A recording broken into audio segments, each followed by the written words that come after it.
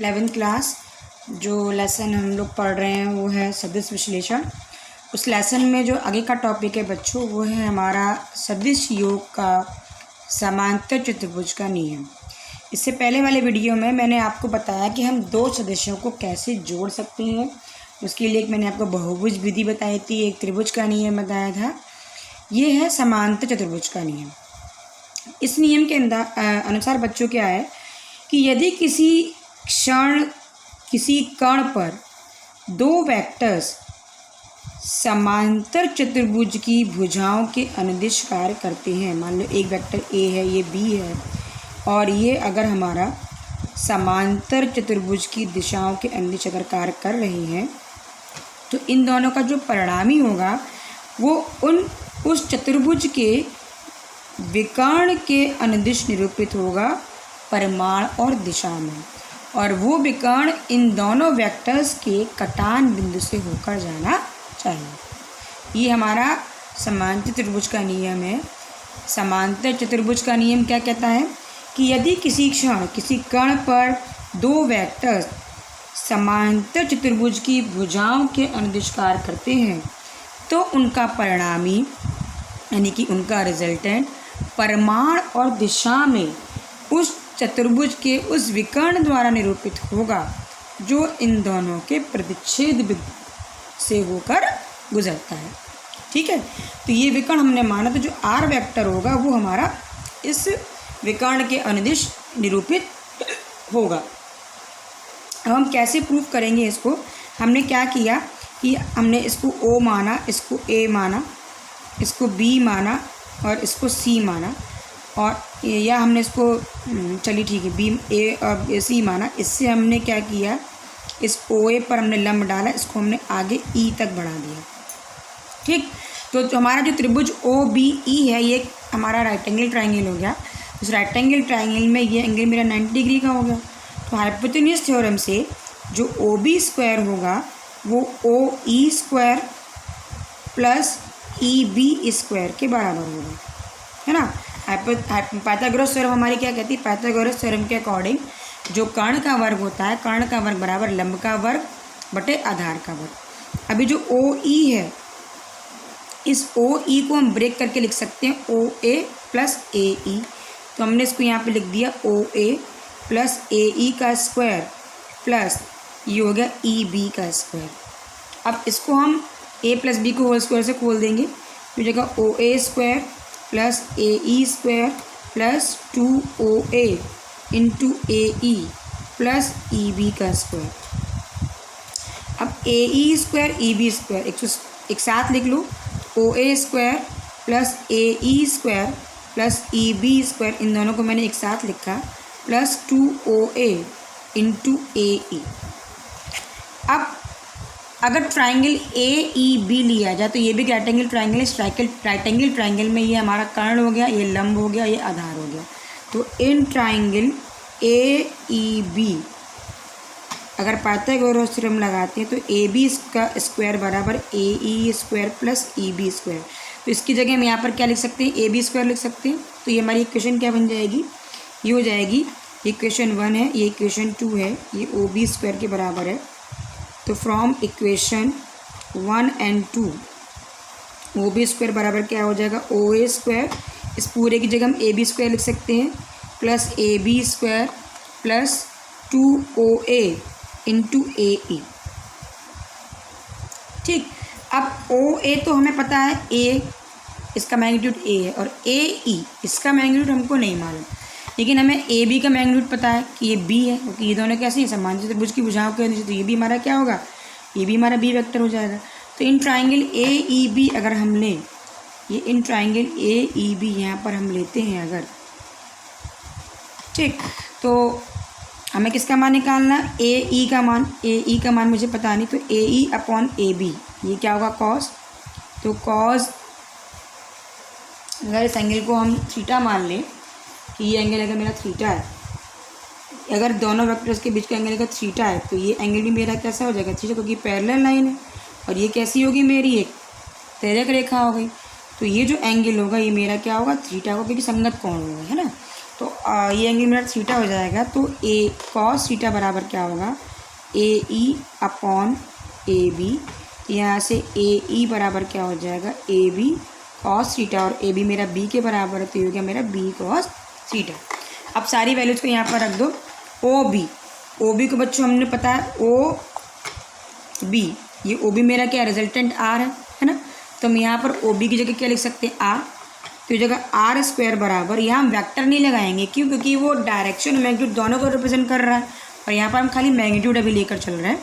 तो R square plus O A square, O A मेरा A हो गया, तो जगह A square plus A B मेरा क्या है, बी है, plus B square plus 2 O A फिर से मेरा ए हो गया, और ए ई का मान मैंने ऊपर निकाला बी कॉस थीटा, तो ये हो जाएगा ए बी कॉस थीटा।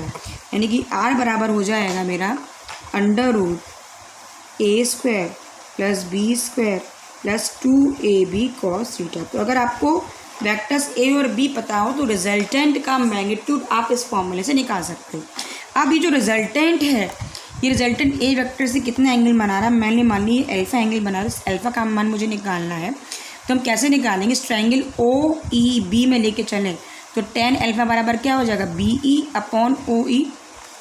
तो यहाँ हम लिख लेंगे tan अल्फा बराबर क्या हो जाएगा, बी ई अपॉन ओ ई। ये हो जाएगा बी ई अपॉन ओ ई मेरा किसके बराबर है, ओ ए प्लस ए ई के बराबर है। हम ब्रेक कर देंगे, ये हो जाएगा ओ ए प्लस ए ई। अब सारी वैल्यूज़ रख दो। बी ई, अब इस बी ई का मान हमें निकालना पड़ेगा बच्चों। बी ई का मान कैसे निकालेंगे, वैसे इस ट्रायंगल ए ई बी में लेते हैं तो ये मेरा लंब है और ये मेरा कर्ण, तो लंब बटे कर्ण क्या होता है, साइन, है ना।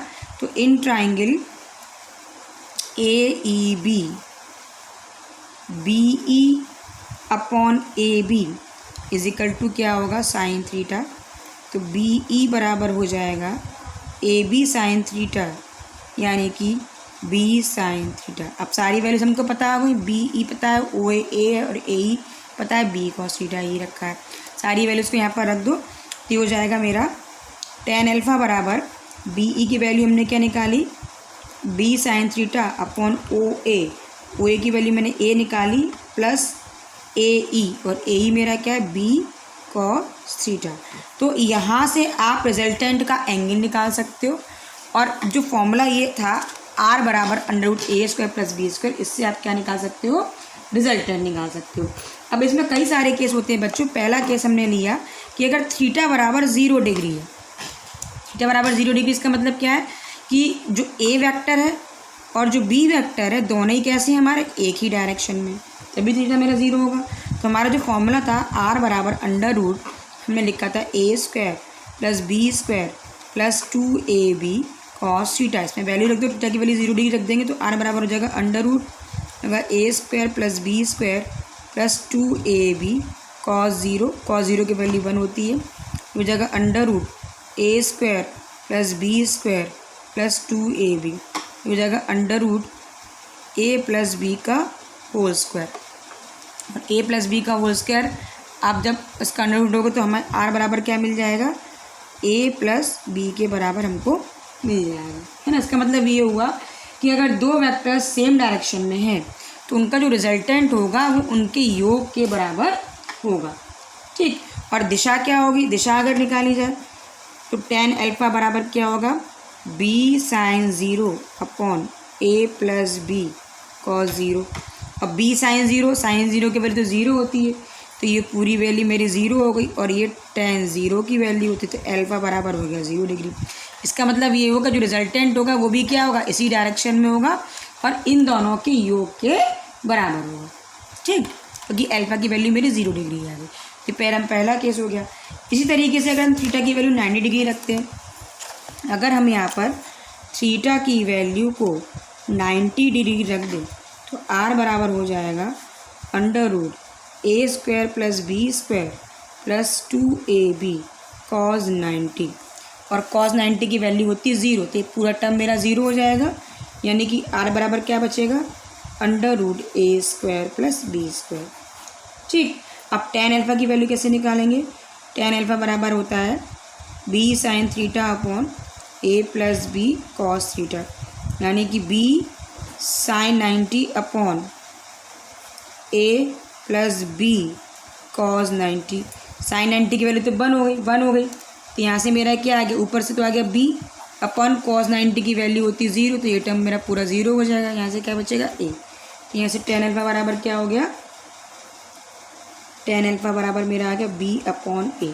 तो इस तरीके से जो रिजल्टेंट होगा, अगर दो वेक्टर्स हमारे इस तरीके से लंबवत हैं, अगर ये ए वेक्टर है और ये बी वेक्टर है, तो इन दोनों का रिजल्टेंट हमारा जो आर वेक्टर है ये इससे निकालेंगे इस फॉर्मूले से, और डायरेक्शन क्या होगी इसकी बी अपॉन ए के बराबर होगी। ठीक। और अगर दोनों वेक्टर विपरीत दिशाओं में तो इनके बीच का जो एंगल होगा वो 180 डिग्री हो जाएगा।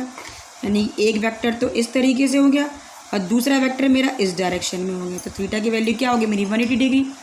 तो अगर हम इसमें रखें आर इज इक्वल टू हो जाएगा √a² plus b² plus 2ab cos 180।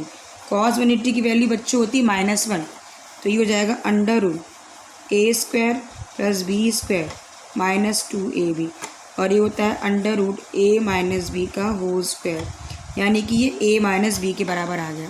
इसका मतलब ये हुआ कि अगर दो वेक्टर्स आपके अपोजिट डायरेक्शंस में हैं और एक दूसरे के पैरेलल हैं, तो उनका जो रिजल्टेंट होगा वो डिफरेंस के बराबर होता है। ठीक है, और न्यूनतम होता है। इससे में ये कैसा होगा, आर मिनिमम होगा, न्यूनतम होगा। ठीक। अब अगर tan अल्फा की वैल्यू निकालनी तो कैसे निकालेंगे, डायरेक्शन क्या होगी, तो tan अल्फा बराबर हमारा यहाँ पर हो जाएगा b sin 180 upon a plus b cos 180। अब जो sin 180 इसकी वैल्यू होती है हमारी 0, तो 0 में आप किसी भी चीज़ का वैल्यू भाग लगाओगे 0 मिलेगा, यानी कि tan 0 की वैल्यू हो गई, तो यानी कि अल्फा बराबर हो गया 0 डिग्री। इसका मतलब ये हो गया कि जो रिजल्टेंट होगा ये 0 भी हो सकता है 180 भी हो सकता है। ठीक।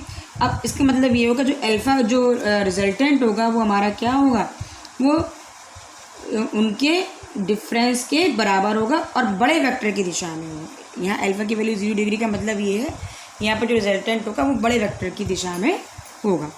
ठीक है, तो इस तरीके से हम क्या कर सकते हैं, मेन फॉर्मूला ध्यान रखिए, R is equal to √a² plus b² plus 2ab cos theta, इससे आप रिजल्टेंट निकाल सकते हो। और tan अल्फा बराबर होता है b sin theta upon a plus b cos theta, उससे आप एंगल निकाल सकते हो। अब इसके बाद बच्चों जो नेक्स्ट टॉपिक है वो है हमारा वेक्टरों का घटाना। अभी तक आपने जोड़ना सीखा था, हम घटाते कैसे हैं। जैसे सपोज बच्चों आपको a vector minus b vector draw करना है, तो आप कैसे ड्रॉ करोगे, इसे हम a vector plus minus b vector भी लिख सकते हैं, है ना। अब माइनस b वेक्टर का मतलब यहाँ पर क्या है कि b वेक्टर की जो डायरेक्शन है उसके अपोजिट डायरेक्शन। सपोज आपको अगर a वेक्टर की डायरेक्शन ये दी गई है और b वेक्टर की डायरेक्शन ये दी गई है, और आपसे कहा जाए कि इन दोनों को जोड़िए a प्लस माइनस b। हमें क्या जोड़ना है, a vector plus minus b vector. तो पहले हम क्या करेंगे, a वेक्टर जिस डायरेक्शन में दिया है उस डायरेक्शन में हम a वेक्टर को ड्रॉ कर लेंगे, ये मेरा हो गया a वेक्टर। ठीक। अब माइनस b वेक्टर का मतलब क्या है, b वेक्टर के अपोजिट डायरेक्शन में हमें उतने ही मैग्नीट्यूड का वेक्टर खींचना है। और कहाँ से खींचोगे, a के हेड से खींचोगे। तो मैंने b वेक्टर के बराबर यहाँ पर अपोजिट डायरेक्शन में इस b वेक्टर को मैंने खींच दिया। देखो ये पैरेलल है ना। अब इन दोनों का रिजल्टेंट क्या होगा, मैंने इससे पहले पिछली वीडियो में बताया था कि रिजल्टेंट को हमेशा हम पहले वाले की टेल से और दूसरे वाले के हेड की तरफ खींचते हैं।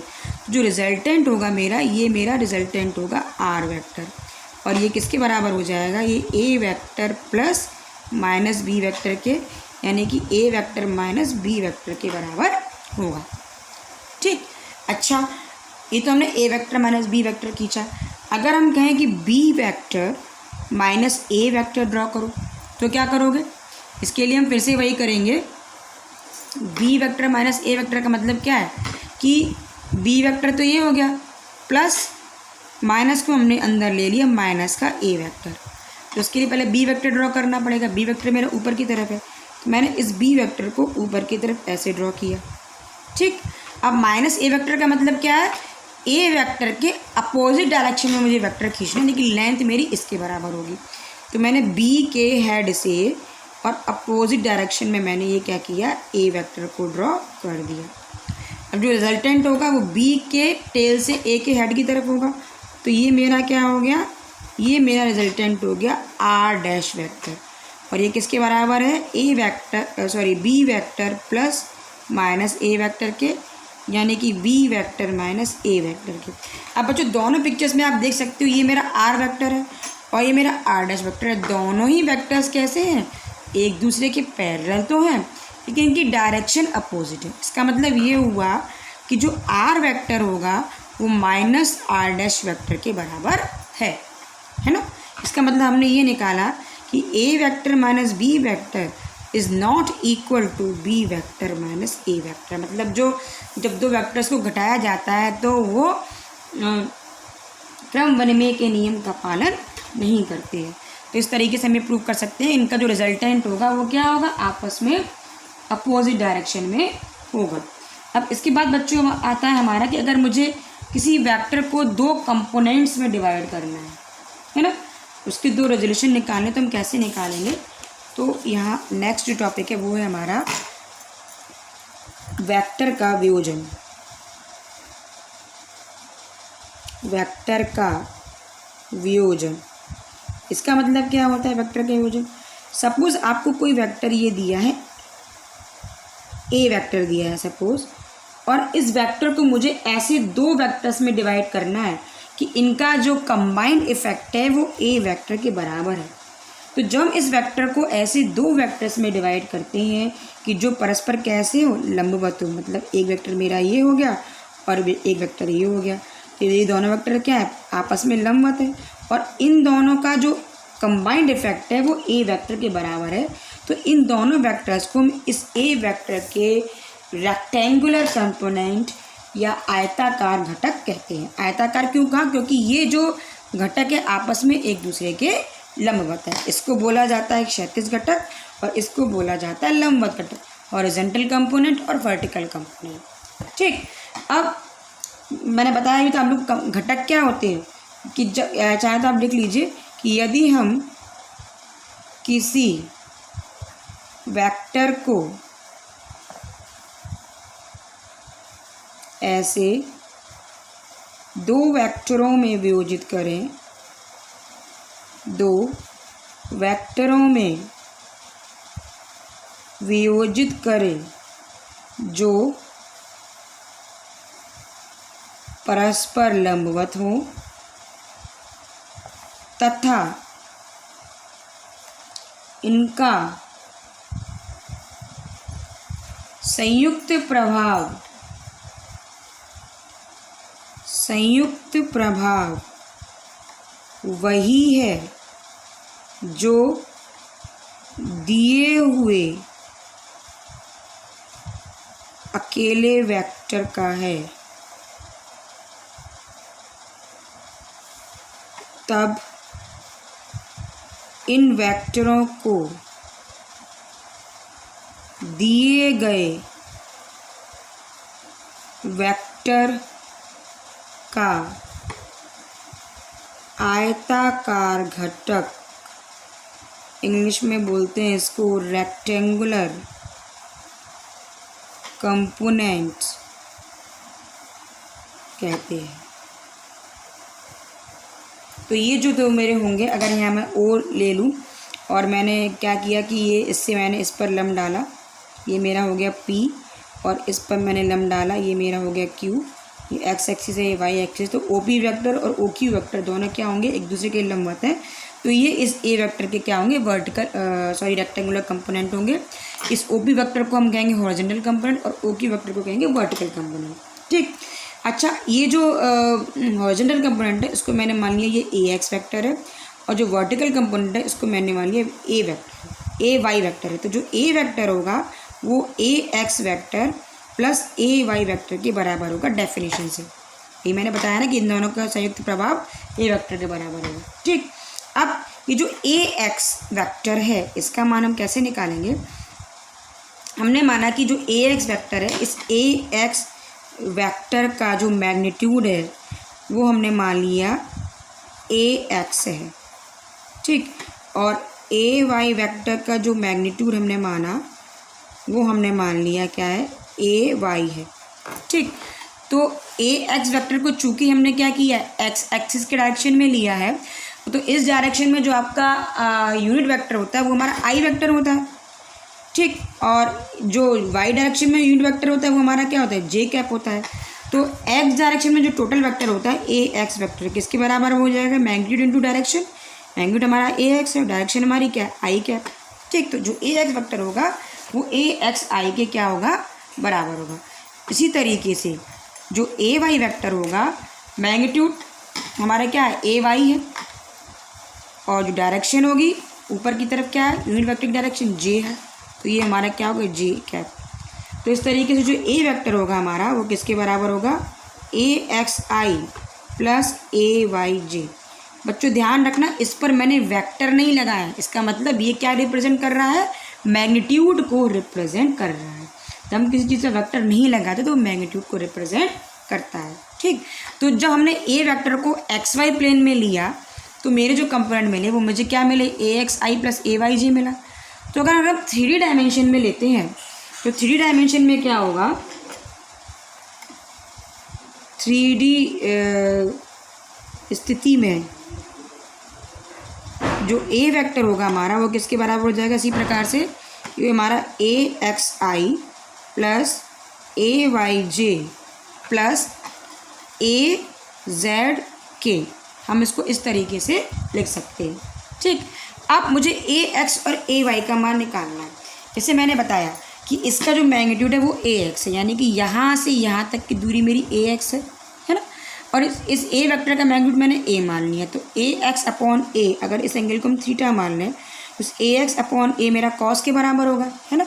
तो कॉस थीटा बराबर हो जाएगा हमारा ए एक्स अपॉन ए, यानी कि ए एक्स बराबर हो जाएगा ए कॉस थीटा। इसी प्रकार से अगर हम ये, जैसे ये वेक्टर मेरा ए वाई वेक्टर है तो ये भी मेरा क्या होगा, ए वाई होगा, क्योंकि दोनों कैसे समांतर है, यानी कि यहाँ से यहाँ तक की दूरी मेरी क्या हो जाएगी, खाली ए वाई, ये मैग्नीट्यूड हो गया ए वाई।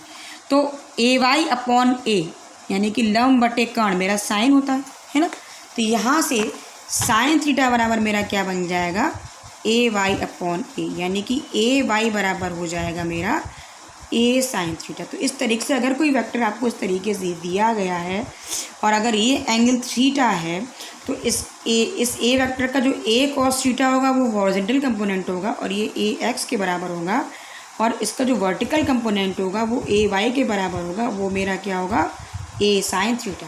तो हमेशा ध्यान रखो कि एंगल के साथ वाला जो कंपोनेंट होगा वो हमेशा कॉज होता है। ये कंपोनेंट क्या है, इसके लंबवत है, लेकिन इसके साथ ए वेक्टर का एंगल नहीं बनना है, इसलिए किस में आ गया, साइन में, और एंगल के साथ वाला कंपोनेंट हमेशा क्या हो गया, कॉज में हो गया।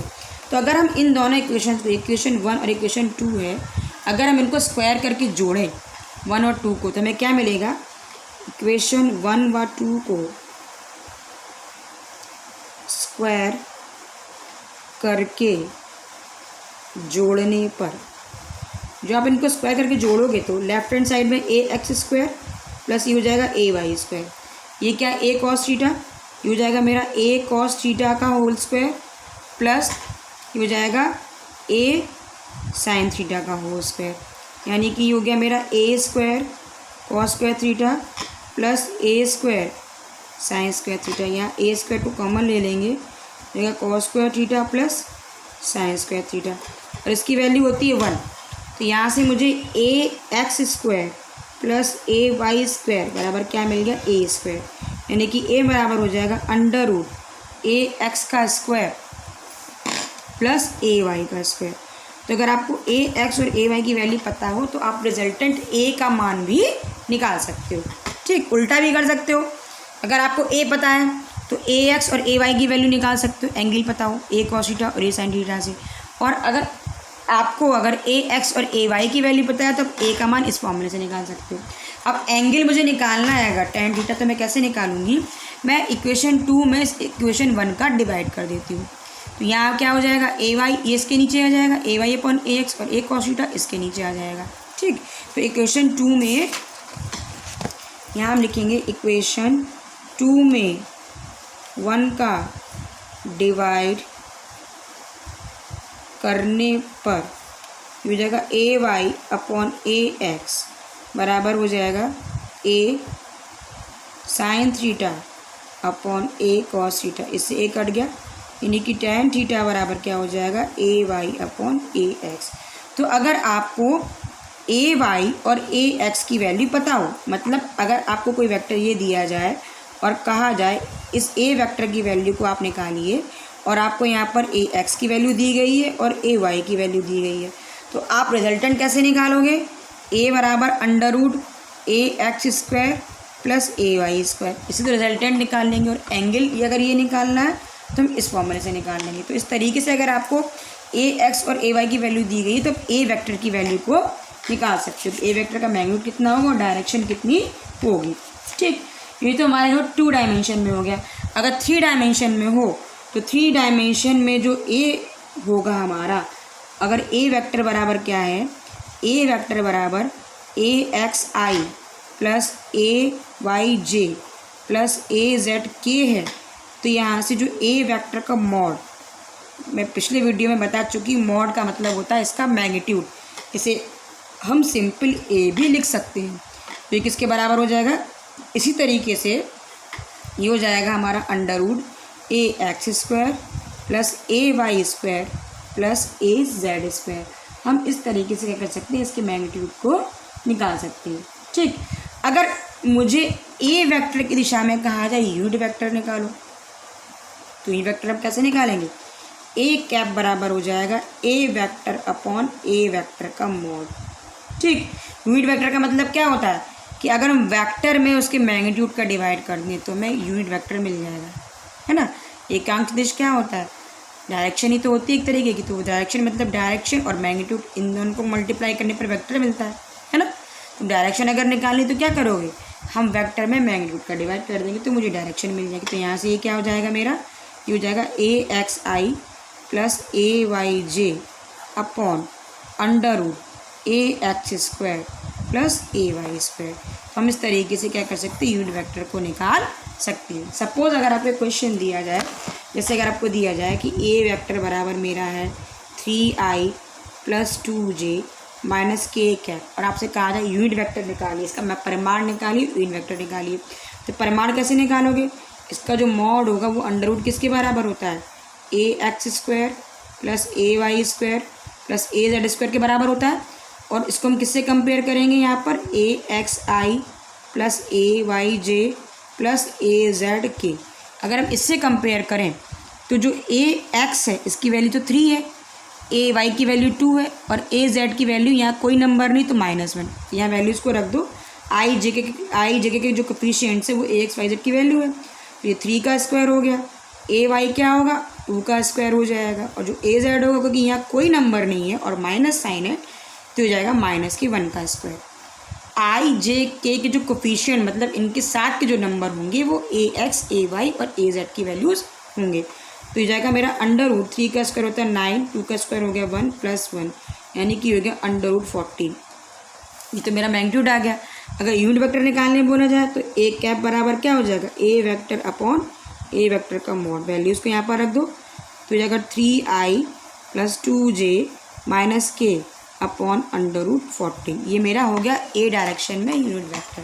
तो अगर आपको इस तरीके से कोई वेक्टर दिया जाए तो आप क्या कर सकते हो, मैग्नीट्यूड को और उसी डायरेक्शन में यूनिट वेक्टर को भी आप निकाल सकते हो। अब बच्चों अगले वीडियो में हम 2 सदिशों का वेक्टर प्रोडक्ट और डॉट प्रोडक्ट क्या होता है इसके बारे में आगे पढ़ेंगे। ये आप वीडियो देखकर बच्चों आगे के नोट्स अपने कंप्लीट करिएगा और जो समझ में नहीं है उसको आप लोग पूछ लीजिएगा।